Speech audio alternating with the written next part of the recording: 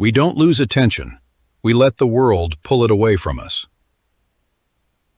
I've noticed something about myself, and maybe you've noticed it too.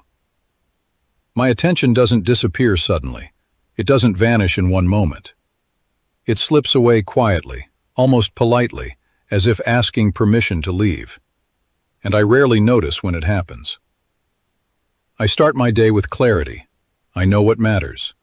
I know what I want to focus on. But then the world begins to pull at me, gently at first, then insistently.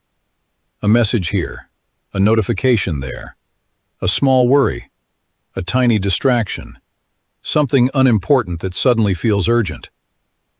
And before I realize it, my attention is no longer mine. I've learned that attention is not just a mental skill, it's a reflection of the heart. Where my heart is restless, my attention becomes fragile.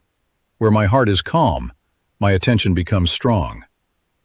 I lose attention when I try to live too fast, when I rush from one thought to another, from one task to the next, as if life is a race I must win.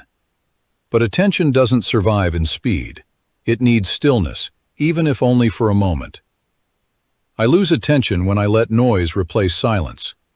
Not just the noise around me, the noise inside me, the noise of comparison, of fear, of expectations, the noise of trying to be everywhere instead of being fully present where I already am. I lose attention when I forget what truly matters, when I allow small things to feel big and big things to feel distant, when I let the urgent overshadow the meaningful. But the most painful truth is this: I lose attention when I stop listening to myself, when I ignore the quiet signals of my own soul, when I push aside the inner voice that tells me what I need, what I feel, what I should return to. Attention is not just about focus, it's about honesty. It's about being sincere with myself about what deserves my time and what only pretends to deserve it.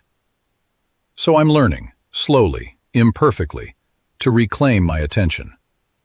I'm learning to pause before I react, to breathe before I respond, to choose what enters my mind instead of letting everything rush in. I'm learning to protect silence because silence protects me. I'm learning to let go of the things that scatter my thoughts and weaken my presence. I'm learning to return to myself whenever I feel lost in the noise. Attention is not something I need to chase. It's something I need to guard. And when I guard it, I begin to see life more clearly, not as a blur of distractions, but as a path I can walk with intention. And maybe that's the real secret. We don't lose attention because we are weak.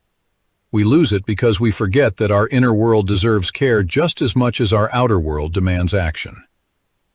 When I remember that, my attention comes back, quietly, faithfully, as if it had been waiting for me all along.